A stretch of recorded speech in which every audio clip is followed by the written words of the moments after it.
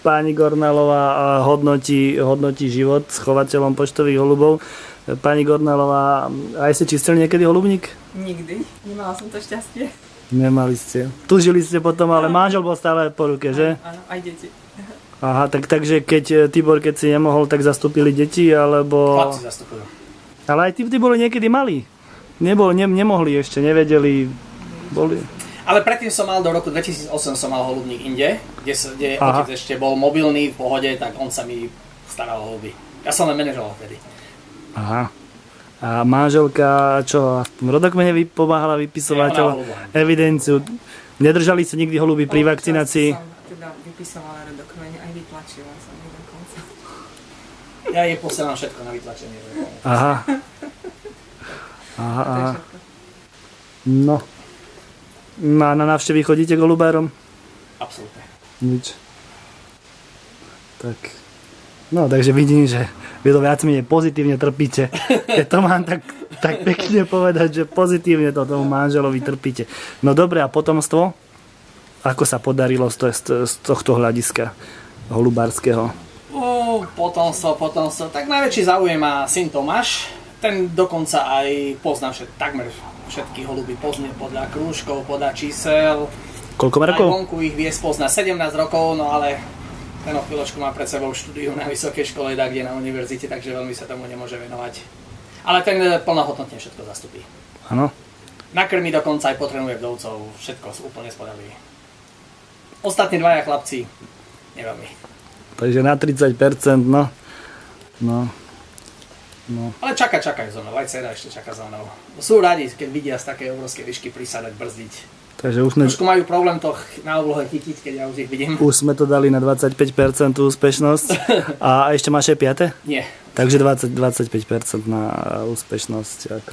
Lebo sa stále rozprávame o tom, že ako mladých pritiahnuť k tomuto športu, veľmi náročnému a vlastne k dnešnej dobe super náročnému. To je náročné.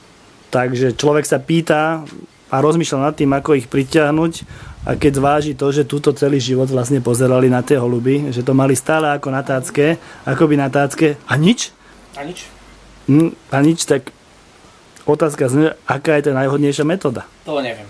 Ja som holuby v živote nemal na tácke. Prvý holub došiel v 74. sadol na strechu a vtedy som bol holubár. Nikto predo mnou holuby nikdy nechoval. Takže prišiel k vám domov. Zaletlý holub sadol na strechu. Starší brat, bolo 14 rokov starší, mi urobil malilinký holubníček. Toho holuba som si chytil, doniesol holubičku, odtedy sa tomu venujem. Mal som 9 rokov. Ja som mal podobný scenár. A nikdy predtým u nás nemal holuby, čiže nemal som to od koho kúkať. Tak. Takže asi to ten vírus musí byť vsadený. A čo to bolo? Požehnanie alebo prekliatie? Ťažko povedať. A nedá sa to jednoznačne zatratiť. Takže, ale je veľa aj negatívneho.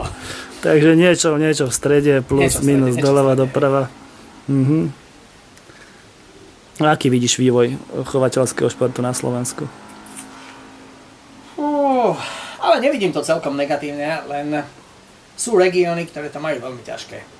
Myslím si, že tento región, kde sme teraz, je takýto trošku chudobnejší a plus je región, kde mladí ľudia nemajú možnosť sa zamestnať, uchytiť a preto v týchto slabších regiónoch ten úbytok chovateľstva bude značný.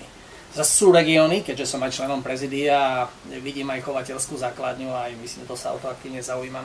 Sú regióny bohatšie, či je to Žilinsko alebo Nitransko, kde sú, a Bratislavsko, kde x aj celkom slušných a bohatých ľudí do toho holubárstva ide.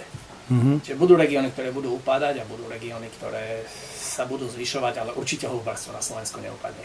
Tak to veríme všetci a dúfam, že aj na tomto dvore ešte dlho budú tie holuby lietať s úsmievom, manželkou, podporujúcou, trpiacou a teda, že sa ti bude aj po tej prestávke, ktorú si mieníš dať a dariť.